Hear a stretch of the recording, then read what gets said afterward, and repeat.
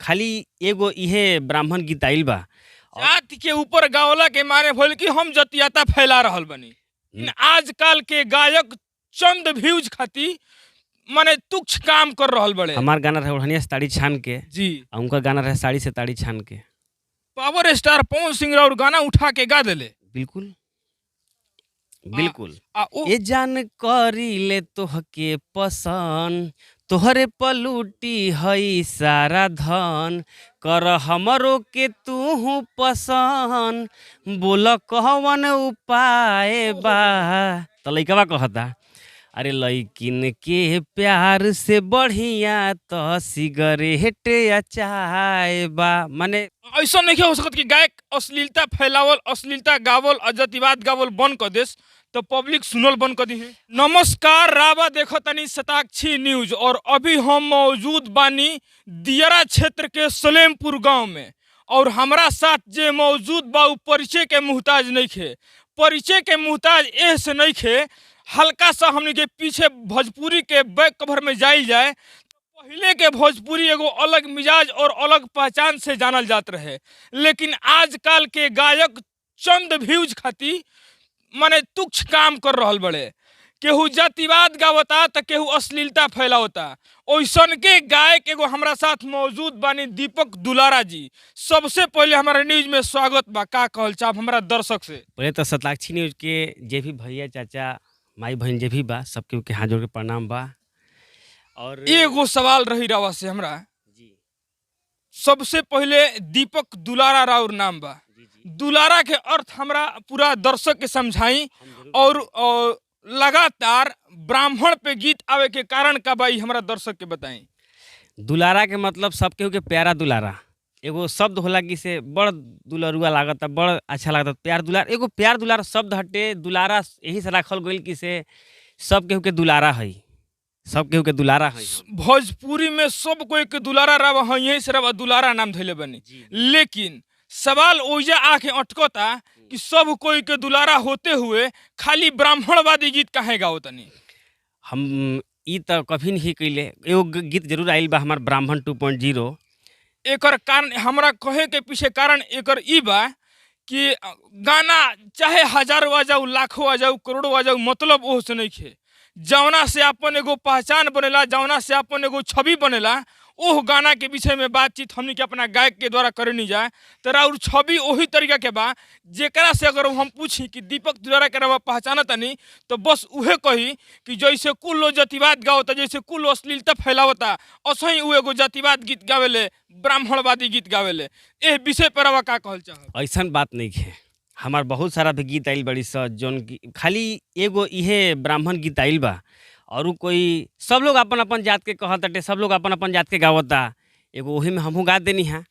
तो जाति के ऊपर गावला के मारे भइल कि हम जतियाता फैला रहल बनी ना। ई हमार मन का आत्मा, हम देखिए हम कलाकार हैं, हम कभी ना चाहब कि जतीता होखे।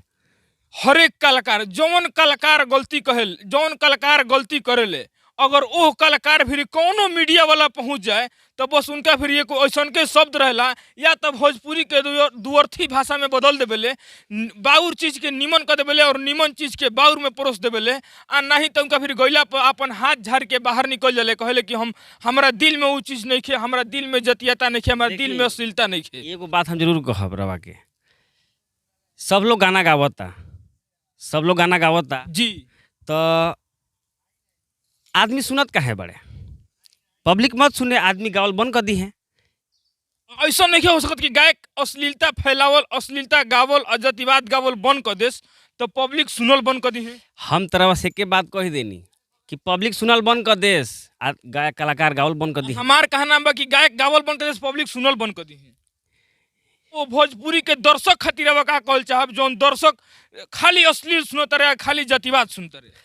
हम उनकरा से यह कहब कि आप सब ई कुल छोड़ दी। भोजपुरी के अगर सुधारे के बाद तो जतियता और अश्लीलता छोड़ दी, निमन गाना के तरफ लौटल जाओ। निमन गाना आज भी बाजल बाटे, ऐसा कोनो बात नहीं है। एगो हमार गाना आइल रहे ओढ़निया से ताड़ी छान के, गाना अच्छा बाजल रहे। देखी काले वो गाना आइल बा चाय सिगरेट, इहो गाना ठीक बाजल बा। अच्छा, चाय सिगरेट पर बातचीत हुई, हल्का सा अपन जीवनी बतैती। आज रवा एगो छवि राउर एगो छवि बन चुकल बा, भोजपुरी मेरा और एगो छवि बन चुकल बा, भोजपुरी मेरा परिचय के मुहताज नहीं की। हम अपना दर्शक से बता दी, भले हमार सवाल शुरू में रवा सब के कठोर लागल हुई, लेकिन बहुत सुंदर यहाँ के गाइले।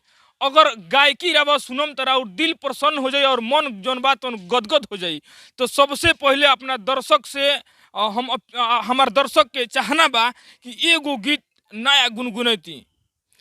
हमार गाना काल जौन रिलीज भइल बा जी उहे हम गायब तनी। गाना बाटे कि से लड़की के लाइन बा पहले, जी ए जान करी ले तोहके पसंद, तोहरे पलूटी हई सारा धन, कर हमरो के तू पसंद, बोल कहवन उपाय बा। तो लइकवा कहता, अरे लइकिन के प्यार से बढ़िया तो सिगरेट या चाय बा। माने ये गाना से बस एक चीज के फीलिंग आवता कि जरूर रवा प्यार में धोखा खैले बनी। जी, प्यार तो सब लोग अपना जीवन में करबे करेला।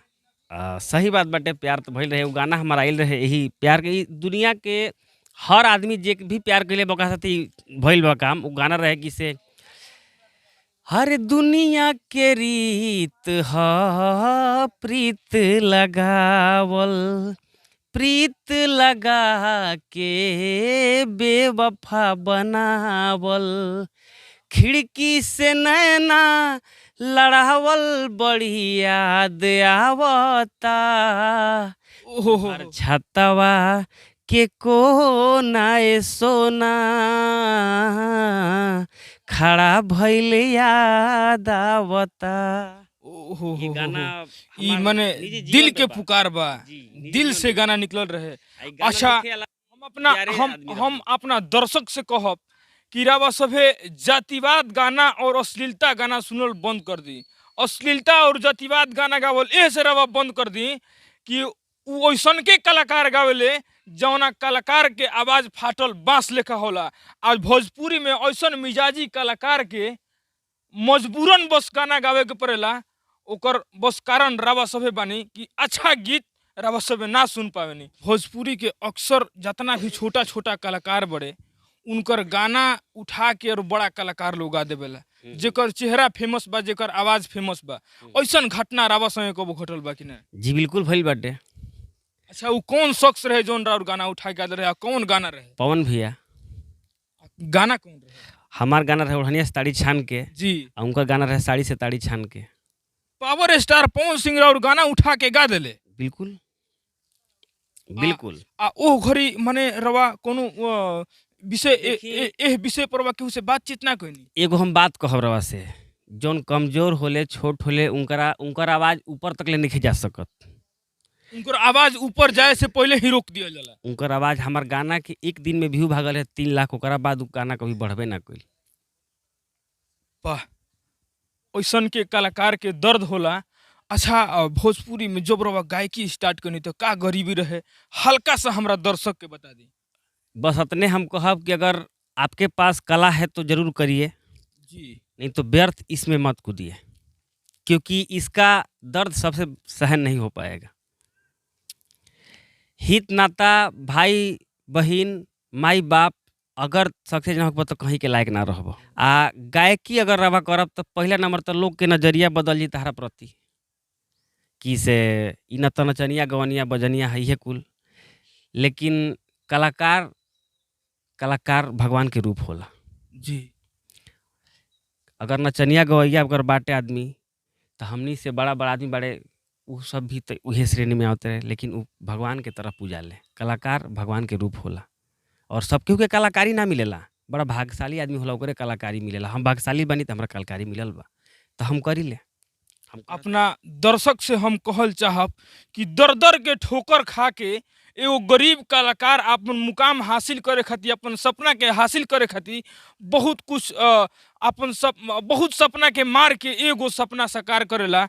हम चाहब कि भोजपुरी के ऐसन के उभरता हुआ जे जौन कलाकार अभी नया नया उभरता रहे, और जेकर गायकी के अंदाज कुछ और होके, गायकी के मिजाज कुछ और होके, ओह कलाकार के रवा सभे गाना सुनी। और जाते जाते हमारा दर्शक से रवा का कहल चाहब? देखी, हमारे वो गाना काल रिलीज भइल बा चाय सिगरेट आरा म्यूजिक रिकॉर्ड्स हमार चैनल बाटे। रवा सब सब्सक्राइब करी, शेयर करी। एकरा पे बहुत सारा गाना होता, शिल्पी भी राज के साथ सब लोग के साथ आवता, शिवानी वानी सिंह के साथ भी आवता, होली उली भी आवताटे। तो आप लोग से हमारी है दोनों हाथ जोड़ के निवेदन बा, राउर शताक्षी न्यूज के जे भी जनता बा भाई, उ सब कोई से निवेदन है बा कि चाय सिगरेट गाना रवा सुनी। आ यहाँ के वो कंपनी बा, का नाम बा कंपनी के? Ara music record. Ara music record. सब कोई जाके आरा म्यूजिक रिकॉर्ड के सब्सक्राइब करी।